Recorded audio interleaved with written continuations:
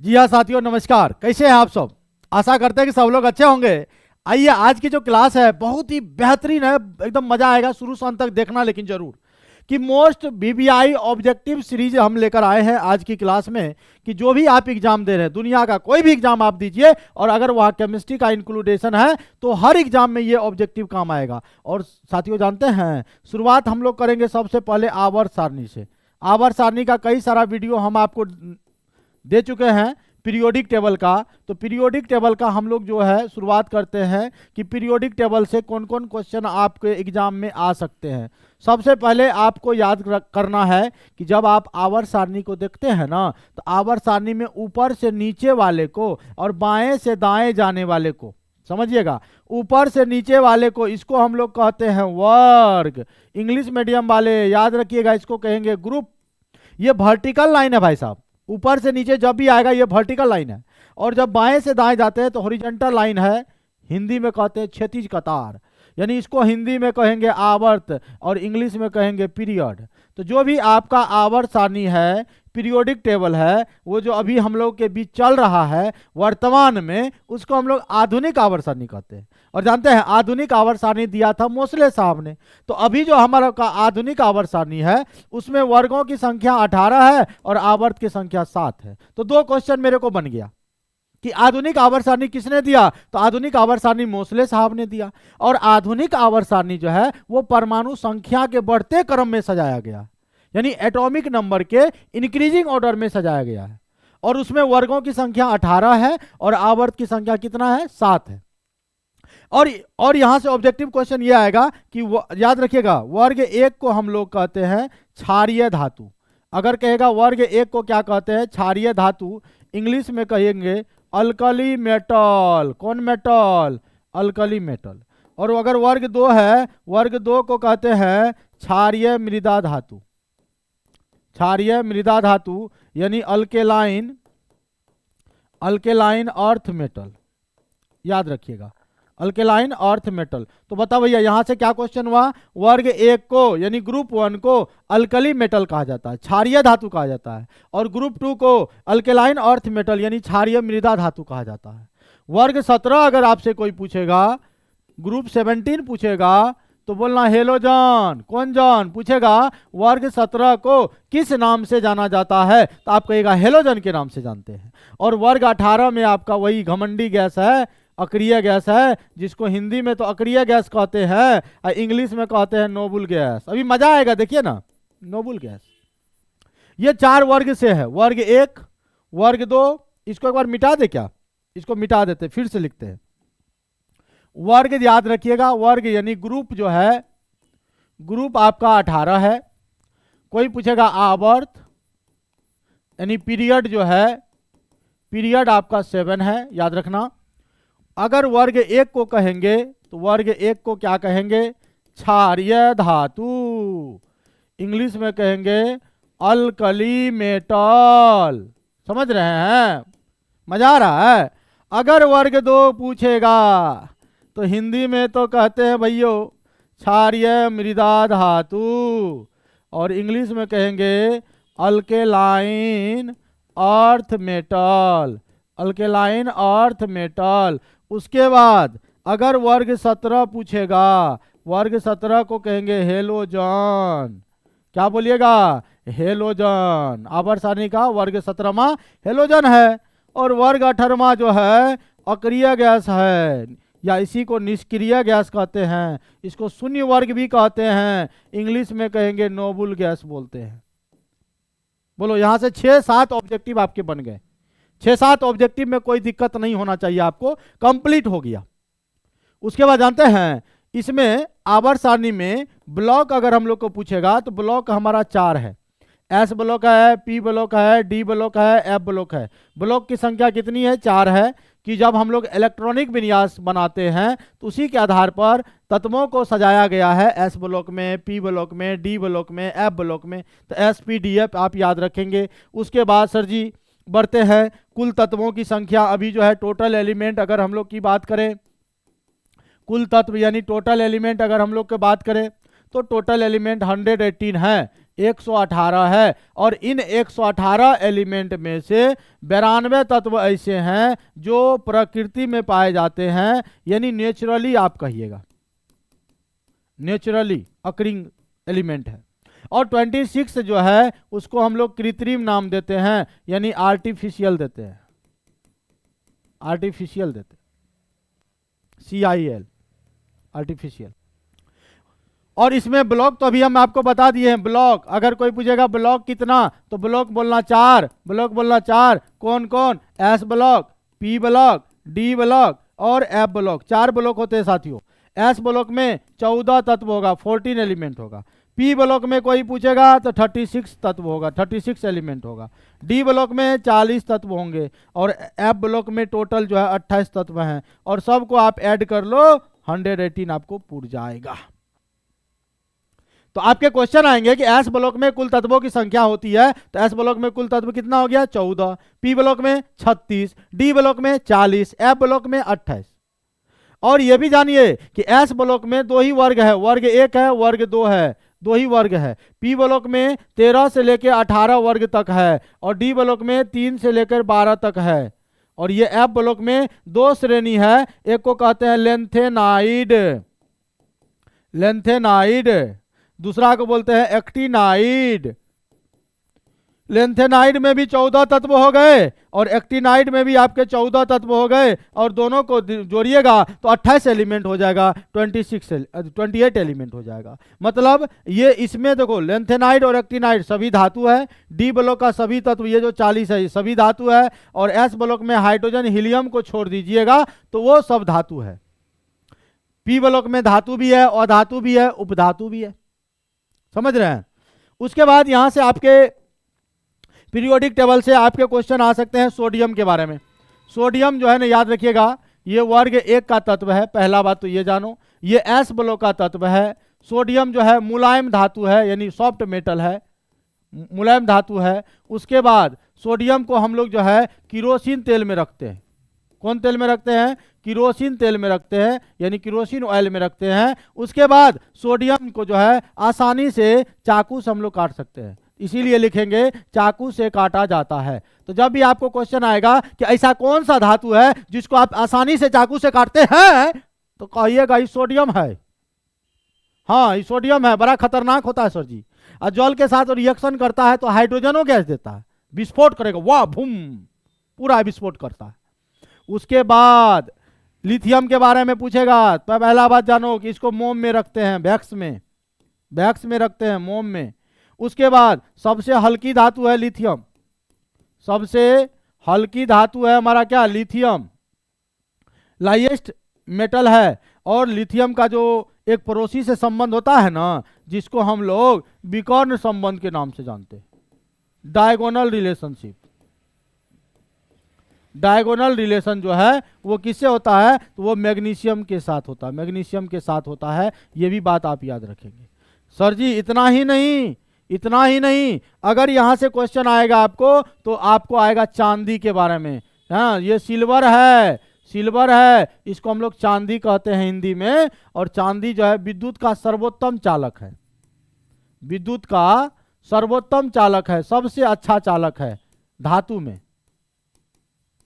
और ये कैसा? धातु में। अगर अधातु में पूछ देगा तो बोलना ग्रेफाइट। अधातु में क्या बोलेगा? ग्रेफाइट। कि विद्युत का सर्वोत्तम सुचालक यानी चालक जो है ग्रेफाइट है अधातु में, धातु में है सिल्वर। और सोना के बारे में जानते होंगे, ये जो सोना है Au, सोना में आघात वर्धनीय और तन्यता का गुण सबसे ज्यादा होता है। यानी सोना जो है इसको आज देखते हैं ना, हम लोग जेवर सब बनाते हैं, सोना का चेन बनाते हैं, तो ये सब क्यों बनाते हैं आपको पता चल गया होगा, क्योंकि इसको एकदम आसानी से, इसमें मेलेबल इतना नेचर होता है, डक्टाइल नेचर होता है, आसानी से इसको खींच सकते हैं, बड़ा एकदम लंबा किया जा सकता है। उसके बाद टंगस्टन W से सूचित करते हैं, और इसका जो है याद रखिएगा सबसे ज्यादा इसका जो है गलनांक होता है, सबसे ज्यादा गलनांक किसका होता है? टंगस्टन का। इसलिए विद्युत बल्ब में जो 100 वाट वाला बल्ब नहीं आता है, 100 वाट वाला बल्ब, उसमें जो फिलामेंट का काम करता है, विद्युत में ये फिलामेंट का काम करता है, फिलामेंट का काम करता है।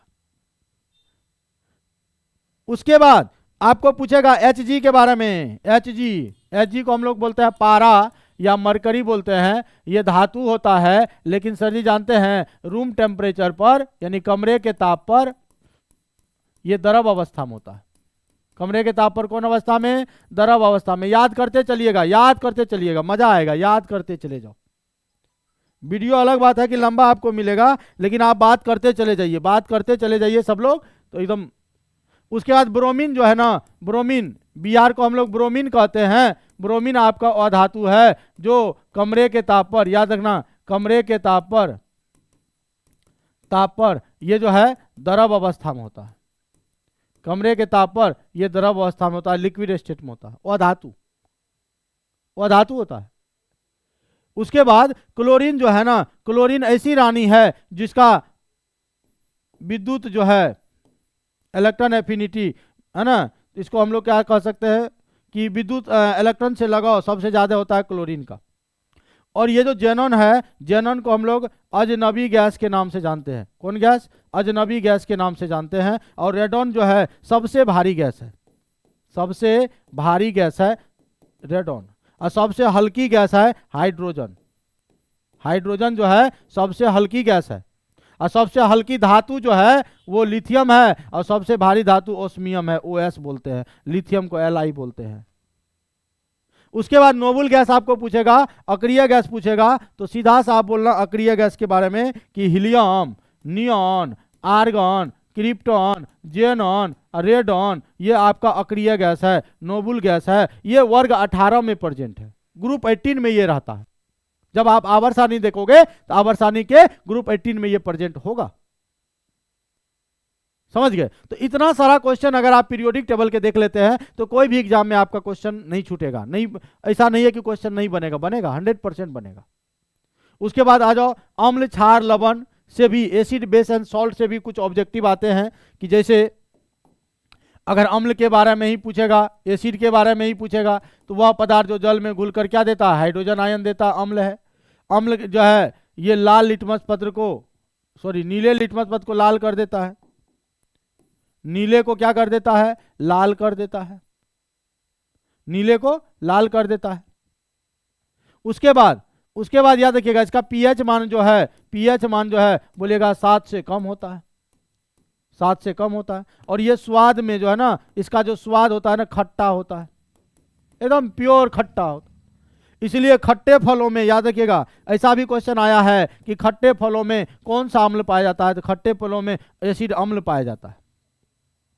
अम्ल के स्रोत से भी आपका क्वेश्चन रह सकता है एग्जाम में कि जैसे 2-3 क्वेश्चन रहेगा कि याद रखना ये जो HCOH है इसका नाम है फॉर्मिक अम्ल, फॉर्मिक एसिड।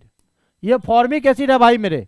और ये याद रखना कि रेड एंट, लाल चींटी जो होता है ना, कि लाल चींटी के डंक में पाया जाता है। बड़ा एकदम बढ़िया सुंदर सवाल है ये। लाल चींटी के डंक में पाया जाता है। और ये जो हमारा है CH3COOH, इसको कहते हैं एसिटिक अम्ल। क्या नाम दोगे? एसिटिक अम्ल। और ये एसिटिक अम्ल जो है ये सिरका में पाया जाता है, सिरका में पाया जाता है। और अमाशय में जो पूछेगा, अमाशय में भी पूछ सकता है, अमाशय में कौन सा अम्ल पाया जाता है? HCl यानी हाइड्रोक्लोरिक एसिड पाया जाता है। उसके बाद इमली में पूछेगा, इमली में कौन सा अम्ल पाया जाता है? तो बोलिएगा टार्टरिक अम्ल पाया जाता है। पूछेगा चाय में कौन सा अम्ल पाया जाता है? तो चाय में टेनिक अम्ल पाया जाता है, टेनिक अम्ल पाया जाता है। और अगर पूछेगा सेब में कौन सा फल पाया जाता है? तो सेब में मेलिक अम्ल पाया जाता है, मेलिक अम्ल पाया जाता है। समझ गए? तो याद रखना। और जैसे नींबू ले लिए, संतरा ले लीजिए, उसमें सिट्रिक अम्ल पाया जाता है। नींबू हो या संतरा हो, उसमें सिट्रिक अम्ल पाया जाता है। ये अम्ल से रिलेटेड क्वेश्चन आपके एग्जाम में आ सकते हैं। अगर पीएच स्केल के बारे में पूछेगा ना, पीएच स्केल के बारे में ध्यान से सुनिएगा, पीएच स्केल के बारे में पूछेगा ना, तो बोलना पीएच स्केल का खोज जो है 1909 ईस्वी में किया था। कौन? तो सोरेनसन नाम के वैज्ञानिक ने किया था। और याद रखना इसमें 0 से 14 तक का जो है ना गिनती रहता है, जिसको हम लोग गिनती को प्रास बोलते हैं। इसमें रेंज जो है, इंग्लिश में रेंज हुआ और हिंदी में प्रास बोलते हैं। और अगर इस तरह का लाइनिंग आप खींच दीजिए और यहाँ 0 लिख दीजिए, बीच में 7वां लिख दीजिए, इसमें 14 लिख दीजिए, 14, तो 7 से कम अगर पीएच मान होगा तो अम्लीय हो जाएगा, और 7 से ज्यादा होगा तो क्षारीय हो जाएगा। ये हुआ एसिडिक, एसिडिक, ये हुआ हमारा बेसिक, और ये हो गया न्यूट्रल यानी उदासीन। समझ रहे हो क्या? समझ रहे हो ना आप? न्यूट्रल होता है। ये पीएच स्केल से भी आपको यह क्वेश्चन आ सकते हैं कि पीएच स्केल का खोज किसने किया, कब किया, है ना, पीएच स्केल में कहां से कहां तक का रेंज होता है, ये सब बात आप इसको आसानी से बता सकते हैं। उसके बाद सर जी, उसके बाद आपके क्षार के बारे में पूछेगा, क्षार यानी बेस के बारे में पूछेगा, तो याद रखना जो जल में घुलकर OH माइनस यानी हाइड्रोक्साइड आयन देता है वो हमारा क्षार होता है। और क्षार के बारे में सर जी, क्षार स्वाद में कड़वा होता है। कोई पूछेगा क्षार जो है, बेस जो है स्वाद में क्या होता है, कड़वा होता है। और क्षार का याद रखना, ये लाल लिटमस पत्र को नीला करता है, लाल को क्या करता है, नीला कर देता। नीले को लाल करेगा तो वो अम्ल, लाल को नीला करेगा। लिटमस पेपर जो है, बार बार लिटमस लिटमस नाम आ रहा है, ई मुझौसा का लिटमस पत्र। लिटमस पत्र जो है ना, एक पौधा होता है लाइकेन, लाइकेन का पौधा से बनाया जाता है, लाइकेन के पौधा से बनाया जाता है लिटमस पेपर। क्योंकि एग्जाम नजदीक है भाई, एग्जाम के प्रिपरेशन हम आपको करवा रहे हैं, तो इसलिए आप देखिए इस वीडियो को, और अच्छा लगेगा तो शेयर भी करिएगा। आपका जो देख रहे हैं प्यार मेरे प्रति, इतना ज्यादा प्यार देते हैं, सपोर्ट करते हैं, शेयर करते हैं वीडियो को, इसके लिए बहुत बहुत धन्यवाद। इसलिए हमको इतना ज्यादा एनर्जी है। आप पूरा एकदम ऑफलाइन के बाद जो भी समय सर बचता है हम आप लोगों को सेवा देते हैं। ऑफलाइन के बाद जो भी समय बचता है, हालांकि ऑफलाइन में भर दिन बैच रहता है, बीच बीच में जो 1 घंटा 8 घंटा गैपिंग रहता है, तो हम आपका वीडियो बना लेते हैं और आपको वीडियो पोस्ट कर देते हैं। समझ गए? अगर आपको यहां से क्वेश्चन आएगा, जैसे मान लीजिए विलियन चैप्टर से आपके क्वेश्चन आ सकते हैं, तो विलियन में आपका जो भी आएगा, मोलरता का इकाई पूछेगा, मोल प्रति लीटर बोल देना, मोलरता ताप पर निर्भर करता है। मोललता के बारे में पूछेगा, बोलना इसका यूनिट जो है मोल प्रति केजी होता है, हाँ ये ताप पर निर्भर नहीं करता है। हाँ, मोल प्रभाज पूछेगा, मोल फ्रैक्शन, मोल फ्रैक्शन, मोल प्रभाज बोलेंगे नो यूनिटी, कोई इकाई नहीं होती है। ये विलियन के पूछेगा, विलियन कैसा मिश्रण है, तो समांगी यानी होमोजीनियस मिश्रण है।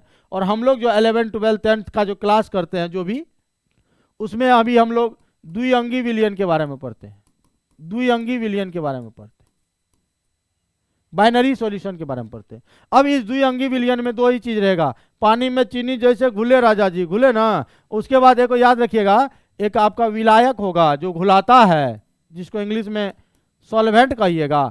एक आपका विलय होगा जिसको आप सोल्यूट कहिएगा, जो घुलता है। जैसे चीनी घुलता है ना, चीनी सोल्यूट में आ जाएगा, और पानी घुलाता है ना, पानी सॉल्वेंट में हो जाएगा, विलायक कह लेंगे। समझ गए?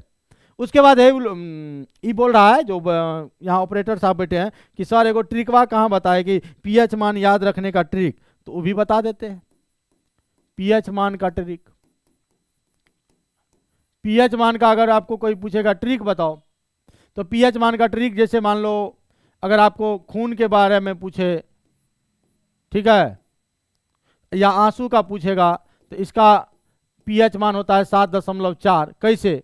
देखिए, प्यार जब सच्चा होता है ना, प्यार जब सच्चा होता है तो धोखा मिलता है, जैसे ब्रेकअप होता है तो खून के आंसू होता है, ऐसे समझिएगा, खून या आंसू, खून के आंसू होता है, तो प्यार सच्चा, सच्चा मतलब 7.4, ठीक है। और याद रखिएगा, अगर आपको कोई पूछेगा दूध का पीएच मान बताओ, तो दूध पिला दिए और बोले जाओ दुश्मन के छक्के छुड़ा दो, मतलब छक्के 6.6।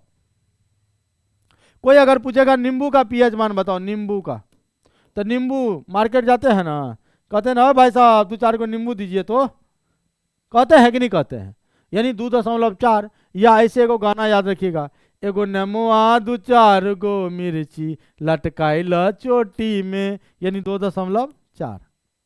अगर कोई शराब का पीएच मान पूछेगा, शराब का, तो शराब जो है ना भैया याद रखना, 2 आदमी पीता है तो 2, और जब गिलास में पैक लगता है तो कहता चैस, 4 उंगली इसका 4 उंगली इसका, यानी 8, 2.8।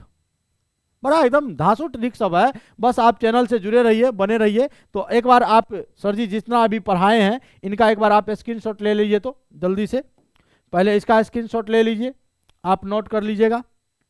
ले लिए स्क्रीनशॉट, ले लिए ना? चलिए अब इसका स्क्रीनशॉट लीजिए, स्क्रीनशॉट लेते रहिएगा सब लोग। उसके बाद आप इसका स्क्रीनशॉट लीजिए, ये याद होना चाहिए, सबको याद होना चाहिए अगर आप एग्जाम की तैयारी कर रहे हैं तो। ये भी आपको एग्जाम में पूछा ही जाता है। स्क्रीनशॉट लेते चलिए, स्क्रीनशॉट लेते चलिए, लेते चलिए सर, लेते चलिए। इसका भी स्क्रीनशॉट ले लीजिए, इसका भी आप स्क्रीनशॉट ले लीजिए, और इसका भी स्क्रीनशॉट ले लीजिए। अगर कोई पूछ दे, मिश्र धातु में भी बहुत सारा ट्रिक है, मिश्र धातु में भी बहुत सारा ट्रिक है, जिसको इंग्लिश में एलॉय बोलते हैं। जैसे मान लो पित्तल, इसका भी एक वीडियो स्पेशली डाल दिए है। पित्तल को इंग्लिश में ब्रास बोलते हैं। पित्तल मतलब समझ जाना पिताजी, पित्तल मतलब पिताजी। देखो भैया, पी माने पित्तल, पी माने पित्तल, ता मतलब हो गया तांबा, और जी मतलब हो गया जिंक। तांबा और जिंक के मिश्रण को हम लोग कहते हैं पित्तल, समझे। तो चलिए आज इतना ही रहने देते हैं, फिर मिलते हैं। लगातार हम आपको तैयारी करवा रहे हैं, बस अच्छा लगेगा तो लाइक शेयर करिएगा और सपोर्ट में कमी नहीं करिएगा। बहुत बहुत धन्यवाद, बहुत बहुत धन्यवाद।